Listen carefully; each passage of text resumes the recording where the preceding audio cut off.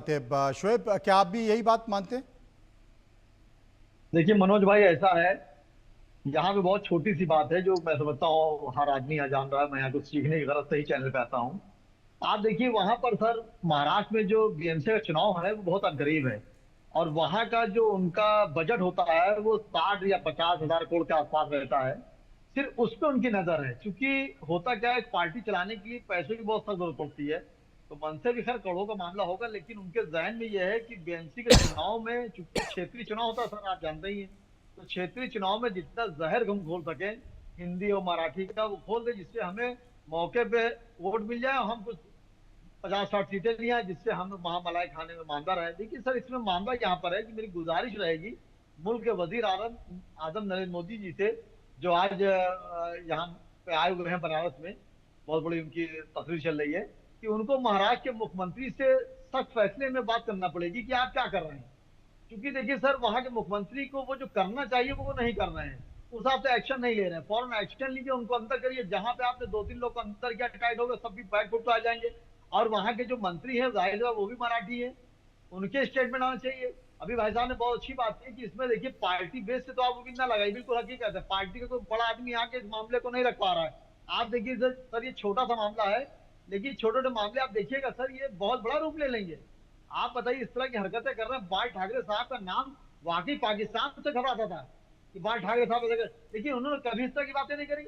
हमेशा जो उन्होंने बड़ी बड़ी महफिलों में जब स्टेटमेंट दिए तो वो हिंदी में दिए। आप बताइए, बिहार में अगर मैं जाता हूँ वहां बंगाली बोली जा रही, बंगाल में मैं जा रहा हूँ वहाँ हिंदी बोली जा रही है, गुजरात में जा रहा हूँ वहाँ हिंदी बोली जा रही, गुजराती हम यूपी में आ रहा तो वो गुजराती बोल रहा, कहीं कोई ऐसी बात नहीं, हम लोग वेलकम कर रहे हैं। लेकिन यहाँ पे सिर्फ सर, सिर्फ और सिर्फ गद्दी का सवाल है। वहां की बीएमसी चुनाव है, उसमें जो मुख्यमंत्री रहे उनके बड़े भाई ठाकरे साहब, वो मंदिराम पर नहीं आ रहे हैं। ये भी एक सवाल निशान लगता है कि आखिर वो उनके बड़े भाई जो मंदिराम पर आके दोनों भाई एक हुए, उन्होंने बताया कि हम दोनों भाई हमेशा एक थे और रहेंगे। ये ऐसा कुछ नहीं है। सिर्फ सियासी जो जमीन की खिसक गई है, उस जमीन को मंदिराम पे लाने के लिए, और जो यहाँ पे आपके चुनाव चल रहा है बीएमसी का, उसमें हजारों का आजाम से बजट होता है। मैं समझता हूँ एशिया में सबसे बड़ा बजट वहीं का होता है। उसको हासिल करने के लिए पैगाम पहुंचा रहे हैं। अब आप बताइए, अभी सुनने में आ रहा है कि आप मदनपुरा में जाके आपने मारा लोगों को, भिल्डी बाजार में मारा जाके आपने, डोंगरी में मारा जाके आपने लोगों को, दुकानदारों को। ये पैगाम आप क्या देना चाह रहे हैं? अब चूंकि आपने सोचा कि मुसलमान खिलाफ होगा तो हम काम कर लेंगे, लेकिन पूरा हिंदुस्तान आपके खिलाफ हो गया, उसमें हिंदू मुस्लिम सब एक साथ हो गए, तो अब आप डोंगरी तरफ बढ़ रहे हैं। तो अब आप इसको दूसरा रंग देना चाह रहे हैं कि मुसलमान ऐसा बोले। अरे भाई, वहां मुसलमान आज से नहीं, परसों से।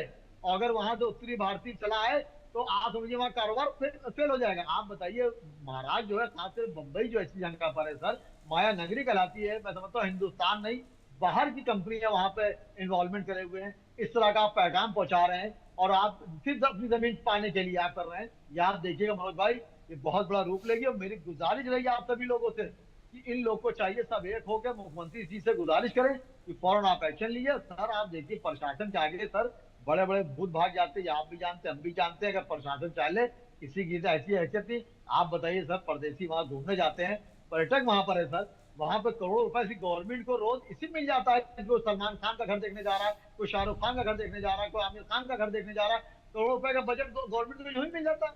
तो मुख्यमंत्री पता नहीं किस बात का इंतजार कर रहे हैं। मैं मुख्यमंत्री जी से गुजारिश करूंगा, फडणवीस जी से, कि आप फट सख्त फैसला लीजिए और उस पर एक्शन लीजिए। आप इस तरह की बात क्या हो रही है? गंगा जमनी की तहजीब जो इस मुल्क की जो है, पूरी दुनिया में मशहूर है। और ये मुल्क ऐसा है जहां पे औरतों को देवी का दर्जा दिया जाता है, वहां औरतों से बदतमीजी किया आपने मराठी ना बोलने पर। अरे आप जो है, नफरत को मिटाने के लिए उसका सबसे बड़ा फलसफा होता है मोहब्बत। आपने अगर उन्होंने लाइन खींच दी हिंदी की वहां पर, तो आप मराठी पढ़ाइए, बड़ी लाइन खींच दी। आप उसको मिटाने में क्यों लग गए भाई? आप उनसे मोहब्बत करिए, वहां पे करीब हो जाएंगे। और जो लोग वहां मुस्तकिल वहां पर रह रहे हैं मनोज भाई, मैं दावे से कह रहा हूँ, चाहे मुसलमान हो, चाहे हिंदू हो, चाहे पारसी हो, चाहे ईसाई हो, जो लोग सर मुस्तकिल वहां 10-20 साल से रह रहे हैं, चाहे वो अफसर की रेंज में हो, चाहे मजदूर की रेंज में हो, सर सबको मराठी आती होगी, मतलब भर की मैं जानता हूँ सर। हम लोग कभी लोग सऊदी अरब जाते हैं सर, तो जब रहने लगते हैं सर, तो साल 2 साल में जब लौटते हैं वापसी, तो काफी वो अरबी बोलने लगते हैं। मतलब भर की अरबी बोलने लगते हैं कि वहां पे अरबी काम है। तो आप उसको बजाय इसको नफरत से ना फैलाएं, मोहब्बत से फैलाएं। और बेंसी चुनाव में अगर आपने जमीन पर कोई काम किया होगा तो आपको जवाब देगी। अब आप वहां पे जो है आप मराठी आपके खिलाफ बोल रहे हैं, अब बताइए आप क्या कर लेंगे? तो मैं समझता हूँ 2-4 सीटें जो मिलने की बात की, उधर ठाकरे से भी मेरी गुजारिश रहेगी, आज चीफ मिनिस्टर भी वहां पर है, आपके लोगों ने बहुत सपोर्ट किया, हिंदू मुस्लिम सबने सपोर्ट किया। आप कम से कम अपने छोटे भाई को इस बात को समझाइए। ये आज अपना स्टेटमेंट दिए, बाद में आप कहेंगे उनका पर्सनल स्टेटमेंट था। मनोज भाई, हमेशा आप देखिए जो बड़े बड़े लीडर होते हैं वो पल्ला झाड़ लेते हैं किसी पार्टी का हो, और पसे पर्दा कहीं ना कहीं उनको शय मिलती है कोई हादसा करने, कोई बात करने या कोई टिप्पणी करने के लिए किसी पर, और बाद में पार्टी के बड़े लीडर अपना पल्ला झाड़ लेते हैं, कहते हैं वो उनका अपना बयान होगा, हमसे मतलब नहीं है। ऐसा नहीं है सर। होता क्या है सर, हमाम में सभी नंगे होते हैं। आपको अगर वहां पर ठाकरे की जो भी वहां पे लोग हैं अगर कह रहे हैं, तो मैं समझता हूँ उद्धव ठाकरे साहब को भी जवाब देने का पूरा राइट है। वो मायने से पॉइंट पे दें। कांग्रेस को भी चाहिए, सही बात है, कांग्रेस ने वहां बहुत हुकूमत करी, आज दोनों के बड़े बड़े लीडर महाराष्ट्र में गुजरे। आप देखिए जितने भी वहां पे एनसीपी के लीडर देख लिया, शरद पवार साहब भी अभी तक खामोश बैठे हुए हैं, उनको बोलना चाहिए। तो पसे पर्दा आप देखिए सही सर। अभी मेरे यहाँ पे बैठे थे बड़े भाई, मेरे गार्जियन हैं, कि उन्होंने बहुत अच्छी बात कही कि सियासी लीडर इसमें सर मनोज भाई खुल के मंदिराम पर नहीं आएगा, हमको ही आपको आना पड़ेगा। क्योंकि हिंदी जो है सर, मैं समझता हूँ हिंदुस्तान नहीं पाकिस्तान और बांग्लादेश में भी चलती है, जिसको हम लोग कभी कभी कहते हैं उर्दू भी मिली हुई है, क्योंकि वो मेरे ही मुल्क का हिस्सा था। तो इसलिए मेरी उद्धव ठाकरे से गुजारिश रहेगी कि आप मंदिर आम पर आके मोहब्बत फैलाइए। आप अगले काम खराब बताइए कि उसने गलत किया था। भाई वहां पहले कांग्रेस सरकार थी, वहां मराठी लोगों ने अब बीजेपी को ले लिया कि भाई उन्होंने काम अच्छा नहीं किया, अब बीजेपी आ जाएगी। तो आप बीएमसी के चुनाव में आप ऐसा वहां पैगाम पहुंचाइए कि भाई देखिए नीचे स्तर पे काम नहीं होता है, फला काम नहीं होते, मुझको लाइएगा, मैं आपके बीच को मैं काम करूंगा। ये क्या कि आप मार पीट रहे हैं, प्रदेशों को मार रहे हैं, पीट रहे हैं। तो इस तरह की मैं समझता हूँ ना करें। और मुख्यमंत्री जी से मेरी गुजारिश रहेगी और मुल्क के वजीर आजम से गुजारिश रहेगी कि हिंदी को बचाने के लिए आप सख्त से सख्त कार्रवाई करें, और इस तरह के जो मामले हो रहे ना हो सर।